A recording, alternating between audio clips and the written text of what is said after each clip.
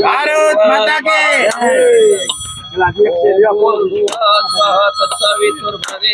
नर्मदा माता की बोल श्री नर्मदा। वाह सरस, वाह धन्यवाद।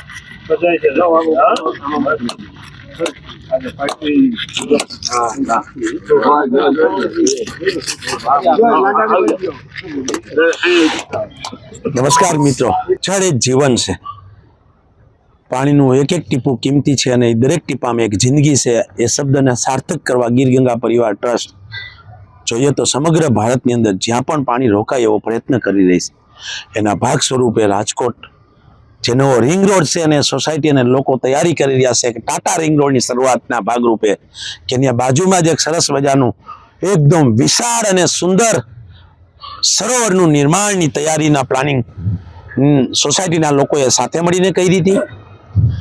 આ જગ્યા જ્યારે નક્કી કરવામાં આવી ત્યારે એ જગ્યાની પહેલી મુલાકાત આપણા રાજકોટના કમિશનર સાહેબની વિઝિટ થઈ. ત્યાર પછી અહીંના સ્ટેન્ડિંગ કમિટીના ચેરમેન પણ આની વિઝિટ કરી ગયા. ત્યાર પછી જોઈએ તો મામલતદાર સાહેબ આવી ગયા. મામલતદારની નીચે જોઈએ તો ડેપ્યુટી મામલતદાર પણ આવી ગયા. તલાટી મંત્રી પણ આવી અને આનું સર્વે કરી અને માર્ગદર્શન અમને આપ્યું.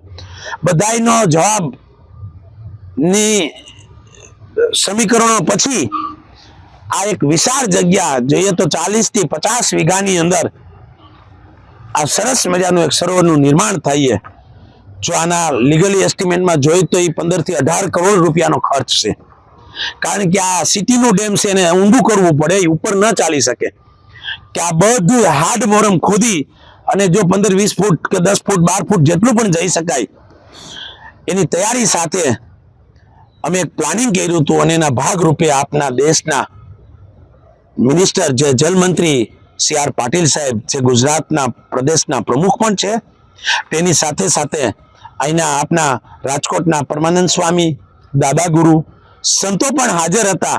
એની સાથે સાથે રાજકીય આગેવાનો, સ્ટેન્ડિંગ કમિટી, મેયર, ધારાસભ્યશ્રીઓ, સંસદ સભ્યશ્રીઓ, ઘણા બધા રાજકીય અને સામાજિક આગેવાનોની સાથે આ ડેમનું આજથી 1.5 મહિના પહેલા ખાતમુહૂર્ત પણ કરેલું છે.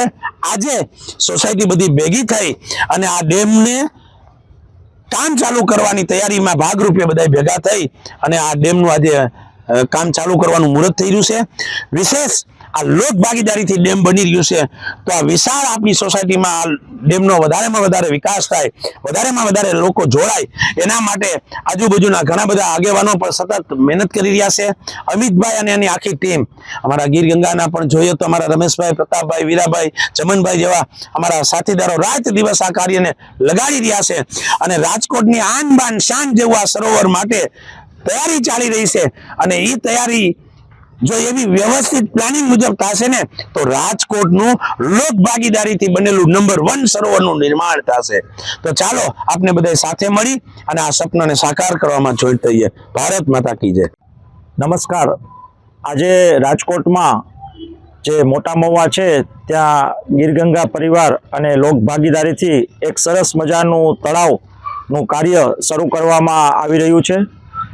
ખાસ કરીને સૌરાષ્ટ્રમાં જે પાણીનો પ્રોબ્લેમ છે તો એના માટે ગીરગંગા પરિવાર અને અમારી સોસાયટીના બધા સભ્યો દ્વારા લોક ભાગીદારીથી એક ખૂબ સુંદર મજાનું તળાવ અહીંયા કરવામાં આવી રહ્યું છે.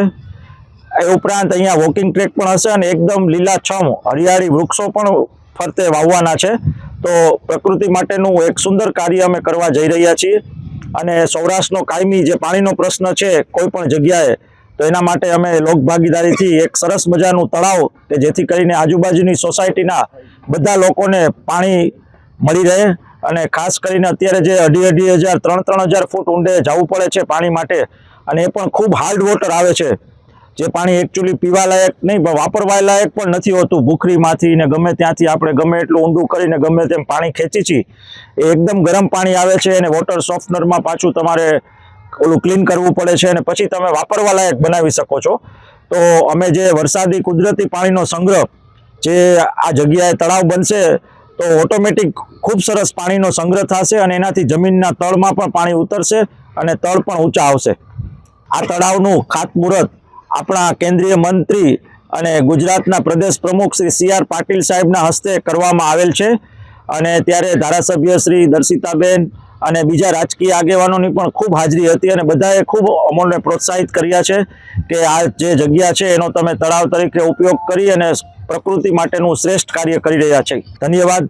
થેન્ક યુ ગીરગંગા પરિવાર ટ્રસ્ટ અને અમારા સોસાયટીના સર્વે સભ્યોનો દિલથી આભાર. Thank you very much.